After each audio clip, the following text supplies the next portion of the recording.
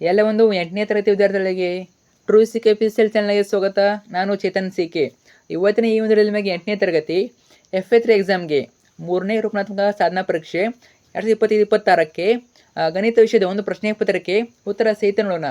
ಈ ಒಂದು question paper ನಿಮ್ಮ ಒಂದು FA3 ಎಕ್ಸಾಮ್ಗೆ ವೇರಿ ಇಂಪಾರ್ಟೆಂಟು. ಯಾಕಂದರೆ ಇಲ್ಲಿ ಯಾವ ಒಂದು ಪ್ಯಾಟರ್ನ್ ಕೊಟ್ಟಿದ್ದಾರೆ, ಯಾಕಂದರೆ ನಮಗೆ ಇದು ಬಂದ್ಬಿಟ್ಟು ಎಲ್ ಬಿ ಆಧಾರಿತ ಪ್ರಶ್ನೆ ಪತ್ರಿಕೆ, ಅರ್ಥ ಆಯ್ತಾ. Lesson based assessment question paper ನಿಮ್ಮ ಒಂದು FA3 ಎಕ್ಸಾಮ್ಗೆ ವೇರಿ ಇಂಪಾರ್ಟೆಂಟು. ಯಾಕಂದರೆ ಇಲ್ಲಿ ಯಾವ ಒಂದು ಪ್ಯಾಟರ್ನ್ ಕೊಟ್ಟಿದ್ದಾರೆ, ಸೇಮ್ ಟು ಸೇಮು ಅದೊಂದು ಪ್ಯಾಟರ್ನಲ್ಲಿ ನಿಮ್ಮ ಒಂದು FA3 ಎಕ್ಸಾಮ್ಗೆ ಕ್ವಶನ್ ಪೇಪರ್ ಇರ್ತದೆ.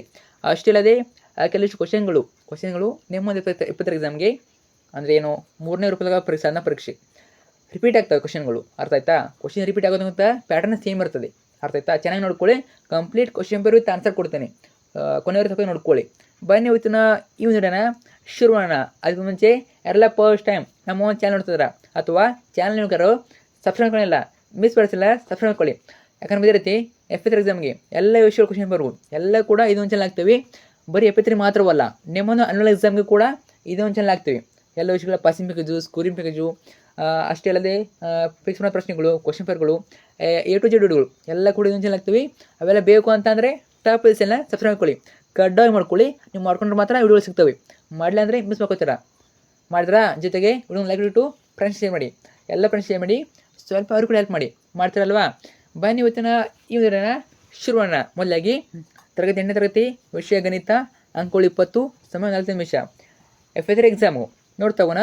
ಮೊದಲು ನಿಮಗೆ 2 ಮಲ್ಟಿಪಲ್ ಇರ್ತವೆ. ಒಂದೇ ಮೇಲೆ ನಿಮಗೆ 2 ಮಲ್ಟಿಪಲ್ ಚಾಯ್ಸ್ ಇರ್ತವೆ. ನೋಡ್ತಾ ಹೋಗೋಣ. ಕ್ವಶನ್ ಬರೋನು, ಒಂದು ವಸ್ತುವಿನ ಬೆಲೆ 1,000 ರು 1,000 ಆಗಿದೆ. 12% ವ್ಯಾಟ್ ಆದರೆ ವ್ಯಾಟ್ ಸೇರಿಸಿ ಆ ವಸ್ತುವಿನ ಮಾರಾಟ ಬೆಲೆಯು ಏನಾಗ್ತದೆ? ಸರಿಯಾದ ಉತ್ತರ option A, option B, option C, option D. ಯಾವುದಾಗ್ಬೋದು? ಗ್ಯಾಸ್ ಮಾಡಿ ನೋಡೋಣ. ಗ್ಯಾಸ್ ಮಾಡಿ. ಸರಿಯಾದ ಉತ್ತರ ಆಪ್ಷನ್ ಎ ಆಗ್ತದೆ. ಆಪ್ಷನ್ ಎ 1,120 ಸರಿಯಾದ ಉತ್ತರ. ಇನ್ನು 2ನೇ ಕ್ವಶನು, ಪ್ರಶ್ನೆ 2, ಒಂದು ಏಕಪದೋಕ್ತಿಯನ್ನು ಇನ್ನೊಂದು ಏಕಪದೋಕ್ತಿಯಿಂದ ಗುಣಿಸಿದಾಗ ಬರುವ ಗುಣಲಬ್ಧವು. ಸುಲಭ ಪ್ರಶ್ನೆ, ಬ್ರಾಕೆಟ್ಲಿ ಕೊಟ್ಟಿದ್ದಾರೆ, ಸುಲಭನ ಕಠಿಣ ನೋಡ್ಕೋಬೋದು, ಆಗ್ತಾಯ್ತಾ. ಸರಿಯಾದ ಉತ್ತರ ಆಪ್ಷನ್ ಸಿ ಆಗ್ತದೆ. ಏಕಪದೋಕ್ತಿ ಅನ್ನೋದು ಸರಿಯಾದ ಉತ್ತರ. ಇನ್ನು ಸೆಕೆಂಡ್ ಮೇಲೆ ಹೋಗೋಣ. ಈ ಕೆಳಗಿನ ಪ್ರಶ್ನೆ ಉತ್ತರಿಸಿ. ಇವು ಬಂದ್ಬಿಟ್ಟು 1 ಅಂಕ ಪ್ರಶ್ನೆಗಳು, ಟೋಟಲಾಗಿ 2 ಇರ್ತವೆ, ಅರ್ಥ ಆಯ್ತಾ. 1 ಪ್ರಶ್ನೆ ಟೋಟಲಾಗಿ 2 ಇರ್ತವೆ. ನೋಡ್ತಾ ಹೋಗೋಣ. ಪ್ರಶ್ನೆಗೆ 1 ಅಂಕ. 3ನೇ ಪ್ರಶ್ನೆ, ಬಾಹು ಎ ಆಗಿರುವ ಒಂದು ಪೂರ್ಣ ಘನದ ಮೇಲ್ಮೈ ವಿಸ್ತೀರ್ಣ ಕಂಡುಹಿಡಿಯುವ ಸೂತ್ರವನ್ನು ಬರೀರಿ. ನೋಡಿ, ನಿಮಗೆ ಇದೆಷ್ಟು ಸೂತ್ರಗಳು ಲೆಕ್ಕ ಬರೆಯೋದಕ್ಕೆ ಮಾತ್ರವಲ್ಲ, 1 ಕೂಡ ಕೇಳ್ತಾರೆ. 1 ಅಂಕಕ್ಕೆ ಸೂತ್ರವನ್ನು ಕೂಡ ಕೇಳ್ತಾ ಇರ್ತಾರೆ, ನೋಡ್ಕೊ ಸೂತ್ರಗಳನ್ನ ಕೇಳ್ತಾರೆ. ಓಕೆ. ಸೊ ಪ್ರಶ್ನೆ 4, 2a - 3b ಮತ್ತು 2a ಗಳ ಗುಣಲಬ್ಧವನ್ನು ಕಂಡುಹಿಡಿಯಿರಿ. ಇದು ಕೂಡ ಸಾಧಾರಣ ಪ್ರಶ್ನೆ. 3 ಮತ್ತು 4ಕ್ಕೆ ಉತ್ತರ ನೋಡೋಣ. ಪ್ರಶ್ನೆಗೆ 3 ಮತ್ತು 4ರ ಉತ್ತರ ನೋಡೋಣ. ನೋಡಿ ಉತ್ತರ ನೋಡಿ. 3ನೇದು a = 6a² ಆಗ್ತದೆ. ಇದು ಕೂಡ ಕ್ವಶನ್ ನಂಬರ್ 4a² - 6ab ಆಗ್ತದೆ. ನೆಕ್ಸ್ಟ್ ಕ್ವಶನ್ ನಂಬರ್ 5 ಏನು ಕೊಟ್ಟಿದ್ದಾರೆ? ಇವು ಬಂದ್ಬಿಟ್ಟು ಥರ್ಡ್ ಮೇನ್ ಇರ್ತದೆ. ಥರ್ಡ್ ಮೇನ್ ನಿಮಗೆ ಈ ಕೆಳಗಿನ ಪ್ರಶ್ನೆ ಉತ್ತರಿಸಿ. ಇವು ಬಂದ್ಬಿಟ್ಟು 2 ಪ್ರಶ್ನೆಗಳು, ಟೋಟಲಾಗಿ 3 ಇರ್ತವೆ. ಟೋಟಲ್ ಅಂದರೆ 6 ಮಾರ್ಕ್ಸು. ಪ್ರಶ್ನೆಗೂ 2 ಅಂಕ. ನೋಡೋಣ. 5ನೇ ಪ್ರಶ್ನೆ, ಒಬ್ಬ ವ್ಯಕ್ತಿಯು ಒಂದು ಟಿವಿಯನ್ನು ರು 40,000ಕ್ಕೆ ಕೊಂಡಾಗ ಅದರ GSTಯು 28% ಆಗಿದ್ದರೆ GST ಬೆಲೆ ಎಷ್ಟು? GST ಬೆಲೆ ಕೇಳಿದರೆ ಇದು ಕೂಡ ಸಾಧಾರಣ ಪ್ರಶ್ನೆ. ಉತ್ತರ ನೋಡೋಣ. 5ನೇ ಪ್ರಶ್ನೆಗೆ ಉತ್ತರ ನೋಡೋಣ. ನೋಡಿ ಎಷ್ಟಾಗ್ತದೆ? 11,200 ಆಗ್ತದೆ. 11,200 ಒಂದು ಸರಿಯಾದ ಉತ್ತರ. GST ಬೆಲೆ ಆಗಿರ್ತದೆ. ನೋಡ್ಕೊಳ್ಳಿ, ತುಂಬಾ ಈಸಿ ಪ್ರಶ್ನೆ. ನೋಡಿ, 100 ನಮೂದಿತ ಬೆಲೆ ಇದ್ದಾಗ GST ಬೆಲೆ 28 ಆದರೆ 40,000 ನಮೂದಿತ ಬೆಲೆ ಇದ್ದಾಗ GST ಬೆಲೆ ಎಷ್ಟಾಗುತ್ತೆ? 28 × 100 × 40,000 ಎಷ್ಟು ಬರ್ತದೆ? 11,200 ಬರ್ತದೆ. ಇಷ್ಟೇ ಆನ್ಸರು. ತುಂಬಾ ಟಫ್ ಇರೋದೆಲ್ಲ ಈಸಿ ಇರ್ತದೆ, ಸಾಧಾರಣ ಪ್ರಶ್ನೆ. ಇನ್ನು ಪ್ರಶ್ನೆ 6 ನೋಡೋಣ. ಕ್ವಶನ್ ಏನಂತ, ಒಂದು ಆಯತಾಕಾರದ ಕಪ್ಪು ಹಲಗೆಯ ಉದ್ದ ಮತ್ತು ಅಗಲವು ಕ್ರಮವಾಗಿ 2 × +3 ಮತ್ತು x - 1 ಮಾನಗಳು ಆಗಿದೆ. ಆ ಕಪ್ಪು ಹಲಗೆಯ ವಿಸ್ತೀರ್ಣವನ್ನು ಕಂಡುಹಿಡಿಯಿರಿ. ಹಲಗೆಯ ವಿಸ್ತೀರ್ಣ ಕೇಳಿದರೆ ಇದು ಕೂಡ ಸಾಧಾರಣ ಪ್ರಶ್ನೆ. ಉತ್ತರ ನೋಡೋಣ. ಪ್ರಶ್ನೆ 6ಕ್ಕೆ ಉತ್ತರ ವೆಯ್ಟ್ ಮಾಡಿ. ನೋಡಿ ಎಷ್ಟಾಗ್ತದೆ? ಓಕೆ, ನೋಡಿ ಕೊಟ್ಟಿದ್ದಾರೆ ಆನ್ಸರ್. ನೋಡಿ, ನಾನು ಡೈರೆಕ್ಟಾಗಿ ನಿಮಗೆ ಆನ್ಸರ್ ಹೇಳ್ತಾ ಹೋಗ್ತೀನಿ. 2x² + x - 3 ಚದರ ಮಾನಗಳಾಗ್ತದೆ. ಇನ್ನು ಪ್ರಶ್ನೆ 7, ಪ್ರತಿ ಅಂಚು 6 ಸೆಂಟಿಮೀಟರ್ ಇರುವ 2 ಘನಾಕೃತಿಗಳಿವೆ. ಅವುಗಳು ಒಂದು ಜೊತೆ ವರ್ಗಾಕಾರದ ಮುಖಗಳು ಹೊಂದುವಂತೆ ಅಂಟಿಸಿದಾಗ ಏರ್ಪಡುವ ಘನದ ಮೇಲ್ಮೈ ವಿಸ್ತೀರ್ಣ ಕಂಡುಹಿಡಿಯಿರಿ. ಘನದ ಮೇಲ್ಮೈ ವಿಸ್ತೀರ್ಣ ಕೇಳಿದರೆ ಇದು ಕೂಡ ಸಾಧಾರಣ ಪ್ರಶ್ನೆ, ಎಲ್ಲರೂ ಕೂಡ ಆನ್ಸರ್ ಮಾಡ್ಬೋದು. ಓಕೆ. ಕಠಿಣ ಅಂತ ಬಂದಾಗ ಏನಿರ್ತಾವೆ ಅಂದರೆ ಇನ್ನು ಸ್ವಲ್ಪ ಕಾಂಪ್ಲಿಕೇಟ್ ಇರ್ತವೆ, ಸ್ವಲ್ಪ ಥಿಂಕ್ ಮಾಡಿ ಬರೀ ಕ್ವಶನ್ಗಳು, ತುಂಬ ಸ್ವಲ್ಪ ಟಫ್ ಇರ್ತವೆ. ಮುಂದೆ ಹೇಳ್ತೀನಿ. ಇವಾಗ ಸಾಧಾರಣ ಪ್ರಶ್ನೆ ನೋಡ್ಕೊಳ್ಳಿ. ಪ್ರಶ್ನೆಗೆ 7, ಉತ್ತರ ನೋಡೋಣ. ಎಷ್ಟಾಗ್ತದೆ? 360 ಸೆಂಟಿಮೀಟರ್ ಸ್ಕ್ವೇರ್ ಆಗ್ತದೆ. ಇಷ್ಟು ಸರಿಯಾದ ಉತ್ತರ ನೋಡ್ಕೊಳ್ಳಿ. Next question number 8. ಇದು 4th ಮೇನು. ಈ ಕೆಳಗಿನ ಪ್ರಶ್ನೆಗೆ ಉತ್ತರಿಸಿ. ಇವು ಬಿಟ್ಟು 3 ಅಂಕ ಪ್ರಶ್ನೆಗಳು. ಟೋಟಲಾಗಿ 2 ಇರ್ತವೆ. ಟೋಟಲ್ ಅಂದರೆ 6 ಮಾರ್ಕ್ಸು. ಪ್ರತಿಯೊಂದಕ್ಕೂ 3 ಅಂಕ. ಪ್ರತಿಯೊಂದಕ್ಕೂ 3 ಅಂಕ. 2 ಕ್ವಶನ್ ಇರ್ತವೆ. 8ನೇದು, ಕೆಳಗೆ ಕೊಟ್ಟಿರುವ ಉದ್ದ ಮತ್ತು ಅಗಲಗಳ ಆಯತ ವಿಸ್ತೀರ್ಣದ ಕೋಷ್ಟಕವನ್ನು ಪೂರ್ಣಗೊಳಿಸಿ. ಆ ಕೋಷ್ಟಕಗಳನ್ನು ಪೂರ್ಣಗೊಳಿಸಬೇಕು.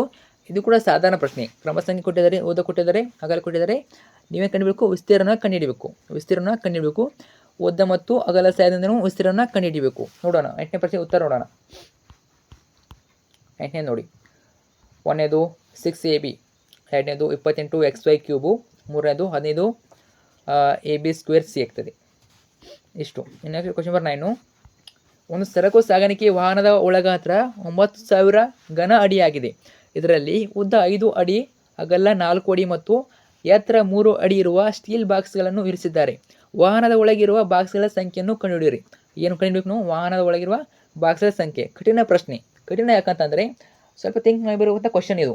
ಕಠಿಣ ಅಂದರೆ ನಿಮಗೆ ಬರೋದಿಲ್ಲ ಅಂತ ಅಲ್ಲ, ಬರ್ತದೆ, ಸ್ವಲ್ಪ ಟೈಮ್ ಹೆಚ್ಚಾಗಿ ಬರ್ತದೆ. ಈ ಒಂದು ಕ್ವಶನ್ನ ಆನ್ಸರ್ ಮಾಡೋಕ್ಕೆ ಟೈಮ್ ಹೆಚ್ಚಾಗಿ ತಗೋತದೆ. ಮತ್ತು ನೀವು ಚೆನ್ನಾಗಿ ಓದ್ಕೊಂಡಿರಬೇಕು. ಓಕೆ, ಅವಾಗ ಮಾತ್ರ ಈ ಒಂದು ಕ್ವಶನ್ ಅಟೆಂಡ್ ಮಾಡ್ಬೋದು. ಓಕೆ, ಸೊ ಎಲ್ಲರೂ ಕೂಡ ಅಟೆಂಡ್ ಮಾಡ್ಬೋದು. ನೀವು ಓದ್ಕೊಂಡು ಚೆನ್ನಾಗಿ ಓದ್ಕೊಂಡ್ರೆ ಯಾವ ಕ್ವಶನ್ ಕೂಡ ನಿಮಗೆ ಎಲ್ಲ ಕೂಡ ಈಸಿನೇ ಇರ್ತವೆ. ಓಕೆ, ನೀವು ಚೆನ್ನಾಗಿ ಓದ್ಕೊಂಡ್ರೆ ಅದು ಮಾತ್ರ. ನೋಡೋಣ 9ನೇ ಉತ್ತರ ನೋಡೋಣ. ಓಕೆ, 9ನೇ ಉತ್ತರ ನೋಡಿ ಎಷ್ಟು ಬರ್ತದೆ. 150 ಬಾಕ್ಸ್ಗಳು ಇರ್ತವೆ. 150 ಬಾಕ್ಸ್ಗಳು ನೋಡ್ಕೊಳ್ಳಿ. ಎಲ್ಲ ಪ್ರೊಸೆಸ್ ಇದೆ. ವಿಡಿಯೋ ಪಾಸ್ ಮಾಡಿಬಿಟ್ಟು ಓದ್ಕೊಳ್ಳಿ, ಅಥವಾ ನೀವು ಬರ್ಕೊಂಡು ಪ್ರಾಕ್ಟೀಸ್ ಮಾಡ್ಕೊಳ್ಳಿ. ಜಸ್ಟ್ ನಾನು ಆನ್ಸರ್ ಕೊಡ್ತೀನಿ ಅಂದರೆ ನೋಡ್ಕೋಬೇಡಿ. ಒಂದು ರಫ್ ಬುಕ್ಕಲ್ಲಿ ಎಲ್ಲ ಕ್ವಶನ್ಗಳನ್ನ ಬಿಡಿಸಿ, ಕ್ವಶನ್ ಮಾತ್ರ ಬರ್ಕೊಳ್ಳಿ, ಅದನ್ನ ಆನ್ಸರ್ ಬಿಡಿಸಿ, ಆಮೇಲೆ ವಿಡಿಯೋ ನೋಡ್ಕೊಳ್ಳಿ. ಆನ್ಸರ್ ನಿಮ್ಮದು ಕರೆಕ್ಟ್ ಇದೆಯಾ ಇಲ್ಲ ಅಂತ. ಅದು ಕರೆಕ್ಟ್ ಇರಲೇ ಇರ್ಬೋದು, ಅದು ಕರೆಕ್ಟ್ ಇರಲಿ ಬಿಡಲಿ, ನೀವು ಬಿಡಿಸಿ ಒಂದ್ಸಲ. ಓಕೆ, ನಿಮ್ಗೆ ಗೊತ್ತಾಗ್ತದೆ ಎಲ್ಲಿ ಮಿಸ್ಟೇಕ್ ಮಾಡ್ತಾರೆ ಅಂತ ಗೊತ್ತಾಗ್ತದೆ. ಒಂದ್ಸಲ ಬಿಡಿಸಿಬಿಟ್ಟು ಆನ್ಸರ್ ನೋಡ್ಕೊಳ್ಳಿ. Next question number 10. Last main. ಒಂದು ಕ್ವಶನ್ ಫಿಕ್ಸ್ ಇರ್ತದೆ 4 ಮಾರ್ಕ್ಸಿಗೆ. ಒಂದು ಕ್ವಶನ್ 4 ಮಾರ್ಕ್ಸ್ ಇರ್ತದೆ. ಈ ಕೆಳಗಿನ ಪ್ರಶ್ನೆಗೆ ಉತ್ತರಿಸಿ. 10ನೇ ಪ್ರಶ್ನೆ ಇರ್ತದೆ, 4 ಅಂಕ ಇರ್ತದೆ. ನೋಡೋಣ ಯಾವ ರೀತಿ ಕ್ವಶನ್ ಕೇಳ್ತಾರಂತ. ಒಬ್ಬ ವ್ಯಕ್ತಿಯು ಪ್ರತಿಯೊಂದಕ್ಕೂ 25,920 ರೂ.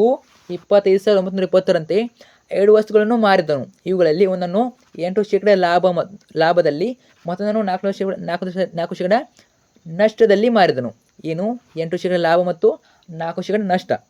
ಈ ವಾರದಲ್ಲಿ ಅವನು ಪಡೆದ ಶೇಕಡ ಲಾಭ ಅಥವಾ ನಷ್ಟವನ್ನು ಕಂಡುಹಿಡಿದಿ. ನೀವೇನು ಕಂಡುಹಿಡಬೇಕು? ಶೇಕಡ ಲಾಭ ಅಥವಾ ನಷ್ಟವನ್ನು ಕಂಡುಹಿಡಬೇಕು. ಇದು ಕೂಡ ಸ್ವಲ್ಪ ಕಠಿಣ ಪ್ರಶ್ನೆ, ಸ್ವಲ್ಪ ಕಠಿಣ ಇರ್ತದೆ. ಉತ್ತರ ನೋಡೋಣ. 10ನೇದು ಉತ್ತರ.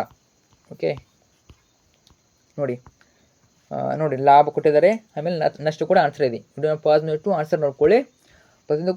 ಪ್ರತಿಯೊಂದು ಆಟಿಕೆಯ ಮಾರಾಟ ಬೆಲೆ 75,920. 8% ಲಾಭ ಗಳಿಸಿದಾಗ ಆಟಿಕೆಯ ಕೊಂಡ ಬೆಲೆ ಎಷ್ಟು ಬರ್ತದೆ? 24,000 ಬರ್ತದೆ. ಆಮೇಲೆ 4% ನಷ್ಟ ಅನುಭವಿಸಿದಾಗ ಕೊಂಡ ಬೆಲೆ 27,000 ಬರ್ತದೆ. ಆಮೇಲೆ 2 ಆಟಿಕೆಗಳ ಮಾರಾಟ ಬೆಲೆ ಎಷ್ಟು ಬರ್ತದೆ? 25,920 × 2 51,840 ಬರ್ತದೆ. ಆಮೇಲೆ 2 ಆಟಿಕೆಗಳ ಕೊಂಡ ಬೆಲೆ 27,000 + 24,000 51,000. ಲಾಭ ಮಾರಾಟ ಅಂದರೆ ಲಾಭ ಇಸ್ಗಲ್ಟು ಮಾರಾಟ ಬೆಲೆ ಮೈನಸ್ ಕೊಂಡ ಬೆಲೆ. ಮಾರಾಟದಲ್ಲಿ ಕೊಂಡ ಬೆಲೆನ ಕಳಿಬೇಕು. 51,840 ಕಳೆದಾಗ 51,000 ಕಳಿಬೇಕು. 51,840ರಲ್ಲಿ 51,000 ಕಳಿಬೇಕು. ಎಷ್ಟು ಬರ್ತದೆ? 840 ಬರ್ತದೆ. ಆ 840 ಡಿಸ್ಟ್ರಿಬ್ಯೂಟ್ ಮಾಡಬೇಕು. ಓಕೆ, ಎಷ್ಟು ಬರ್ತದೆ ಟೋಟಲಾಗಿ? ವಹಿವಾಟಿನಲ್ಲಿ ಕಳಿಸಿದ ಒಟ್ಟಾರೆ ಶೇಕಡ ಲಾಭ 1.6% ಬರ್ತದೆ. ಓಕೆ, ನೀವು ಚೆನ್ನಾಗಿ ಓದ್ಕೊಂಡಿದ್ರೆ ಯಾವ ಕ್ವಶನ್ ಕೂಡ ಅಟೆಂಡ್ ಮಾಡ್ಬೋದು. ಟಫ್ ಅಂತ ಯಾವ ಕ್ವಶನ್ ಇರೋದಿಲ್ಲ, ಅರ್ಥ ಆಯ್ತಾ? ಬಟ್ ಕಾಂಪ್ಲಿಕೇಟ್ ಇಟ್ಟಿರ್ತಾರೆ, ಅದು ಓದ್ಕೋಬೇಕು, ಅರ್ಥ ಮಾಡ್ಕೋಬೇಕು ಅಷ್ಟೇ. ಅರ್ಥ ಆಯ್ತಾ? ಸುಗಾರಿ ಚಾನಲ್ ನಮಗೆ ಕನ್ನಡ, ಇಂಗ್ಲೀಷು, ಗಣಿತ, ಸಮಾಜ ವಿಜ್ಞಾನ ಎಲ್ಲ ಕೂಡ ಹಾಕಿರ್ತೇವೆ. FA3 ಎಕ್ಸಾಮ್ಗೆ ಎಲ್ಲ ಕೂಡ ಹಾಕಿರ್ತೇವೆ. ಜಸ್ಟ್ ವಿಸಿಟ್ ಮಾಡಿಬಿಟ್ಟು ನೋಡ್ಕೊಳ್ಳಿ. ಮತ್ತು ಫ್ರೆಂಡ್ಸ್ ಏನು ಮಾಡಿ, ಕಮೆಂಟ್ ಕೂಡ ಮಾಡಿ. ನಿಮಗೆ ಎಲ್ಲ ವಿಷಯಗಳು ಕಮೆಂಟ್ ಮಾಡಿ. Thank you so much.